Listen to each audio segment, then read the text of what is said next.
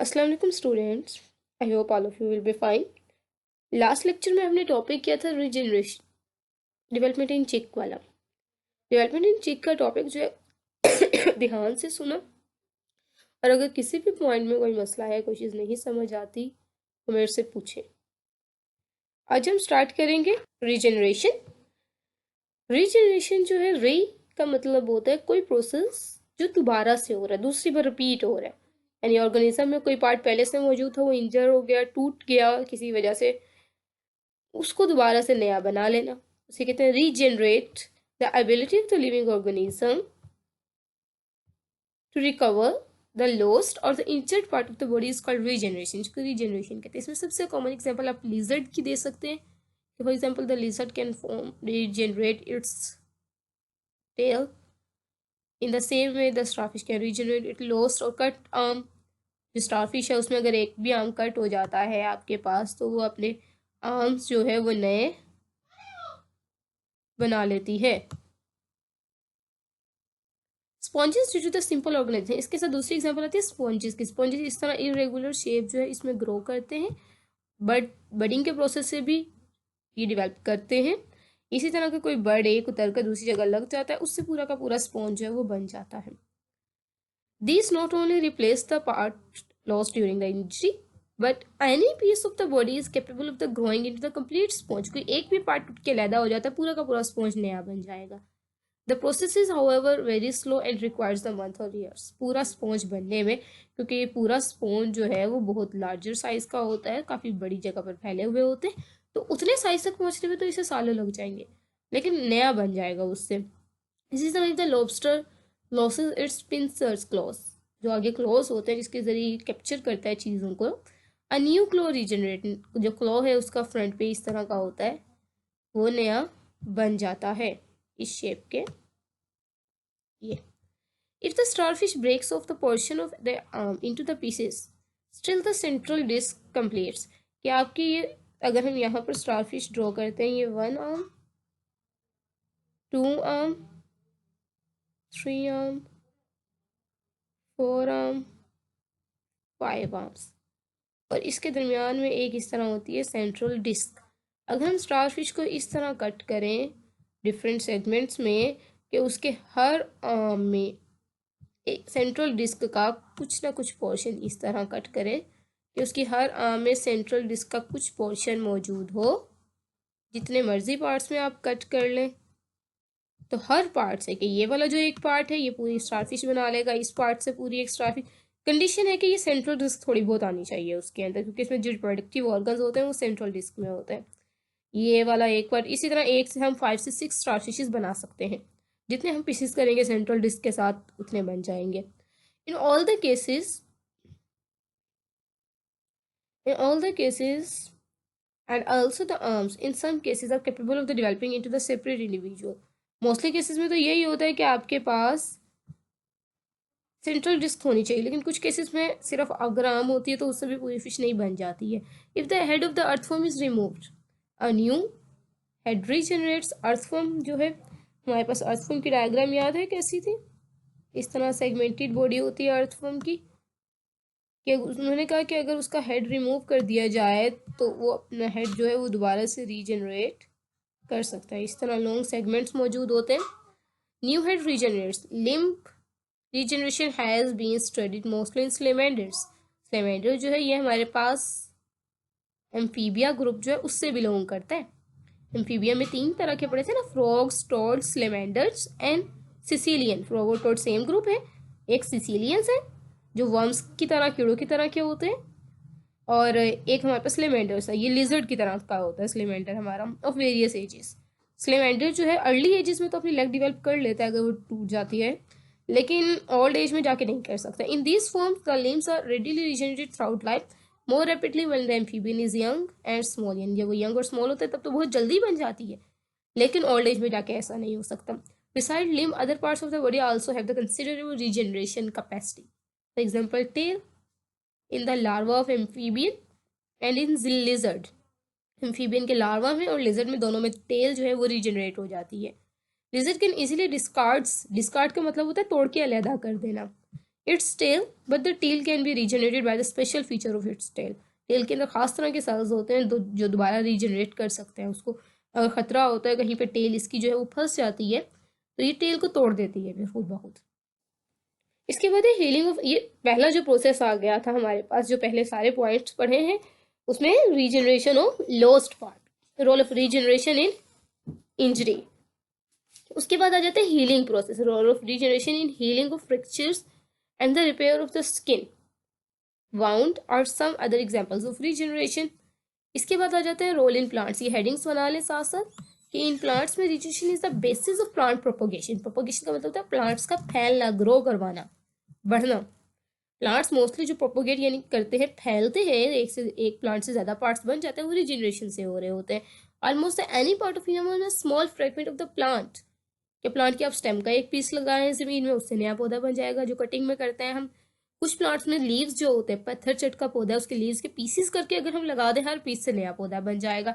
लेकिन उसमें क्या होता है, लीव्स में ना इस तरह यूं उसके लीव साइड से ना इस शेप का होता है, दोनों साइड से इस तरह बना हुआ होता है, तो इनको हम कहते हैं नोचीज।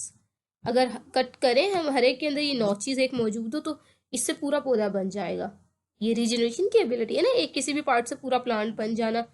इसी तरह अब आलू में ले लें, पीसेस करें आलू के, लेकिन हर एक के अंदर एक बड मौजूद होना चाहिए, पूरा आलू का पौधा बन जाएगा उससे। इवन सिंगल टिश्यू, एक सिंगल टिश्यू भी अगर लें तो पूरा प्लांट बना सकते हैं, full plant. A part of the stem with the few leaves may be taken from any kind of plants and when planted in the soil form a complete plant। इसमें सबसे कॉमन एग्जांपल आप गुलदुपहरी and rose plant जो है उसकी ले सकते हैं। In the process of regeneration, many of the various cell types which were present in the missing, अभी आ जाते हैं प्रोसेस। रीजनरेशन का जो प्रोसेस है वो कैसे होता है कि अब अगर हम टेल देखते हैं, टेल के अंदर मसल टिश्यूज भी होंगे, लिजर्ड की टेल में मसल टिश्यू भी होंगे, ब्लड सेल्स भी होंगे, और कुछ ना कुछ स्केलेटन का पोर्शन भी होगा, हर तरह के सेल्स मौजूद हैं। तो एक टाइप के सेल से इतने टाइप के सेल बनने हैं जब अगर टेल रीजनरेट करनी है तो। Are replaced by the differentiation of the cell in flat forms और प्लेनेरिया में देखें द स्पेशलाइज्ड सेल नियोब्लास्ट। अब ये याद रखें, प्लेनेरिया में और फ्लैट फॉर्म्स में क्या होता है, स्पेशल टाइप ऑफ सेल्स हैं नियोब्लास्ट, वो अनस्पेशलाइज्ड होते हैं, यानी अभी तक उनका कोई फंक्शन डिफाइन नहीं होता वो क्या फंक्शन परफॉर्म करेंगे। Which are always present in the body of adult और मोबिलाइज, ये बॉडी में मौजूद होते हैं, मूव कर सकते हैं आसानी से। जहाँ से कोई पार्ट कट होता है ये वहाँ जाते हैं, वहाँ जाके डिवाइड करते हैं, डिवाइड करने के बाद डिफरेंशिएट करते हैं, और जो पार्ट लॉस्ट हुआ था उसकी सारी तरह के सेल्स बना देते हैं। And migrate to the size of amputation, amputation का मतलब होता है कट, जो पार्ट कट हो चुका है उस साइड पर जाएंगे, where they differentiate into the specialised cell types. But in the other organism वहाँ जाके स्पेशलाइज्ड सेल टाइप में कन्वर्ट हो जाएंगे। लेकिन other organism like salamander, newts, some of the specialised tissue cell types, अब इनमें स्पेशलाइज्ड सेल जो है उनकी टाइप्स मौजूद है in the stump of an amputated limb. Stump का मतलब होता है कि अगर आपका ये स्लेमेंडर की लेग थी, ये यहाँ से बॉडी के साथ अटैच है, तो जहाँ से ये बॉडी के साथ अटैच है स्टेम, ये स्टम्प पोर्शन जहाँ से अटैच थी, अपेरेंटली डिफ्रेंशिएट, वो अपेरेंटली डिफ्रेंशिएट होते हैं, अपेरेंटली उनकी डिफ्रेंशिएशन होती है लेकिन बहुत ज़्यादा नहीं होती, लेस स्पेशलाइज्ड होते हैं। लेकिन जैसे वो पार्ट जो है वो टूटता है, कट हो जाता है, and then proceed to differentiation into the same and probably different types of cells. जिस तरह के सेल्स में वो डिफ्रेंशिएट हुए हुए थे वो फर्दर डिफ्रेंशिएट होते हैं उससे डिफरेंट टाइप, ब्लड सेल्स बनाएंगे, वहाँ पर मसल सेल्स बनाएंगे, अगर बोन्स हैं तो बोन्स बनाएंगे, स्किन के सेल एपिथेलियल सेल्स बनाएंगे, डिफरेंशिएट होकर डिवाइड करके फिर वो हर तरह के सेल्स वहाँ पर बना देंगे। जबकि न्यूब्लास्ट हमने कहा था वो अनस्पेशलाइज्ड थे, उनमें कोई डिफ्रेंशिएशन बिल्कुल भी नहीं हुई भी थी। लेकिन यहाँ पर जो सेल होते हैं स्लेमेंडर में वो थोड़े से डिफ्रेंशिएटेड होते हैं, दूसरे सेल्स के साथ मिलकर फंक्शन परफॉर्म कर रहे होते हैं। लेकिन जैसे ही ऑर्गन कट होते हैं वो सेल्स जो है फर्दर डिफ्रेंशिएट करते हैं, कंप्लीटली डिवाइड करते हैं, और फिर वहाँ पे बाकी टाइप्स के सेल्स बना देते हैं। और इसी तरह role of regeneration in asexual reproduction, regeneration के प्रोसेस से बहुत सारे ऑर्गेनिज्म जो है वो डिवाइड करते हैं, एक अपना जो नंबर है वो बढ़ाते हैं, सेक्सुअल रिप्रोड्यूस करते हैं। सिंपल प्लेन एरिया में देखिए सेंटर से कट करें तो हेड जो है वो टेल नहीं बना लेता है, टेल जो है वो नया हेड बना लेती है। इसी तरह आपने जो पीछे स्टारफिश वाला टॉपिक पढ़ा है इसी में रीजनरेशन में एग्जाम्पल, तो वहाँ पर भी आप स्टारफिश में ये एसेक्सुअल रिप्रोडक्शन जो है इसमें स्टारफिश को लिख सकते हैं हेडिंग देकर, role of regeneration in asexual reproduction.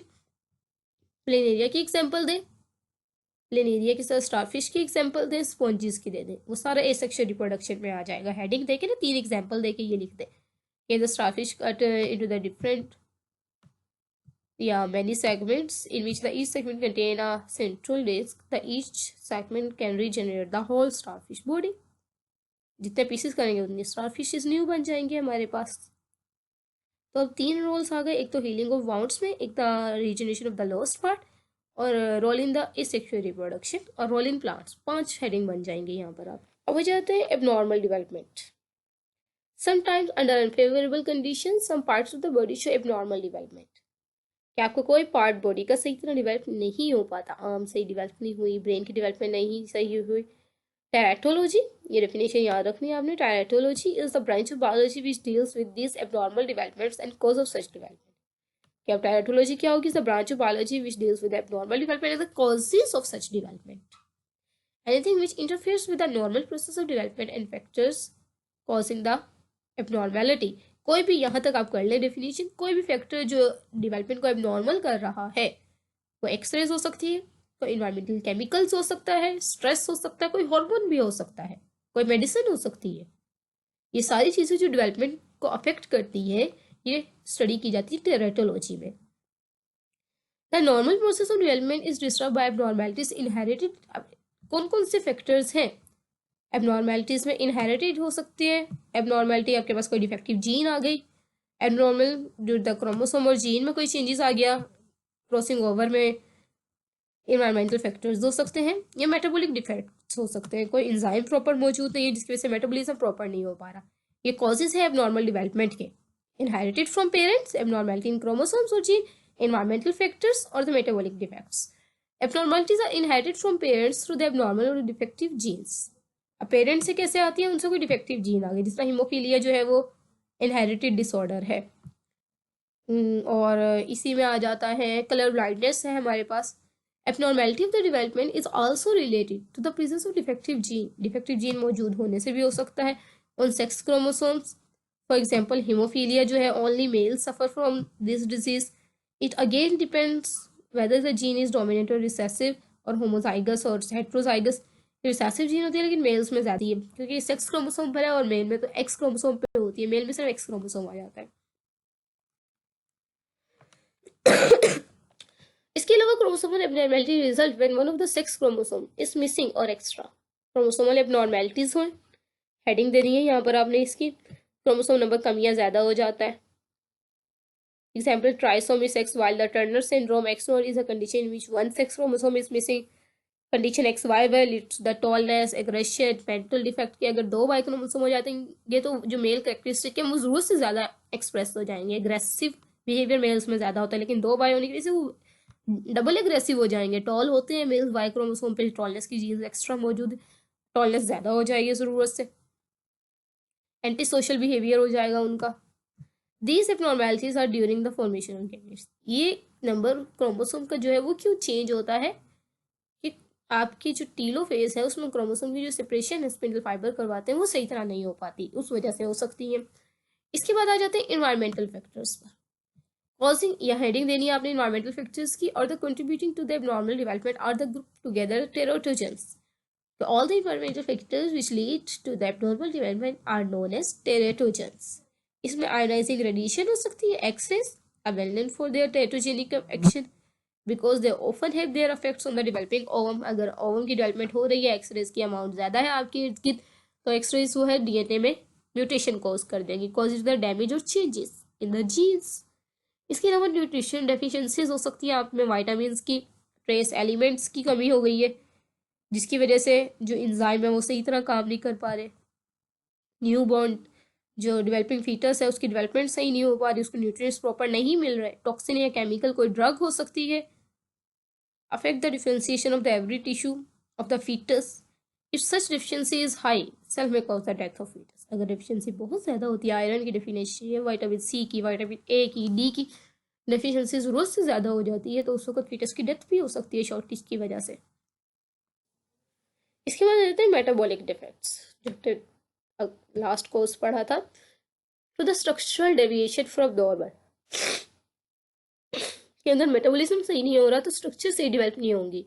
During organogenesis यानी जब ऑर्गन्स बन रहे होते हैं फीटस के, मतलब various body organs are form, sometimes one organ or its part is missing, किसी की उंगली एक नहीं होती या जरूरत से ज्यादा हो जाती है, और it is repeated and it can result into the abnormal organs of the body parts and the individual born are malformed. Malform का मतलब होता है वो नॉर्मल नहीं है, एबनॉर्मल है। मेलफॉर्म का मतलब सही तरह फंक्शन नहीं परफॉर्म कर पा रही।